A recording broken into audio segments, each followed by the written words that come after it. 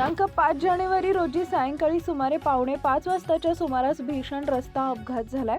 छत्रपती संभाजीनगरहून मलकापूरकडे जाणाऱ्या राज्य परिवहन महामंडळाच्या एसटी बस आणि दुचाकी यांच्यात समोरासमोर झालेल्या धडकेत तिघा दुचाकीस्वारांचा घटनास्थळीच मृत्यू झाला। मलकापूर आगाराची MH06 BW 3638 क्रमांकाची एसटी बस कर्डी धाड येथील पुलावर आली असता धाडकडून कर्डीच्या दिशेने जाणारी दुचाकी बसला समोरून धडकली। धडकेचा जोर इतका प्रचंड होता की दुचाकीचा अक्षरशः चुराडा झाला व ती बस खाली अडकली। या अपघातात ढाल सावंगी तालुका बुलढाणा येथील अंकुश पाडळे, रवी चंदनशे आणि कैलास शिंदे या तिघांना गंभीर दुखापत होऊन त्यांचा जागीच मृत्यू झाला। अपघाताची माहिती मिळताच घटनास्थळी नागरिकांनी मोठी गर्दी केली। पोलिसांनी तात्काळ घटनास्थळी धाव घेऊन पंचनामा सुरू केला असून पुढील तपास सुरू आहे।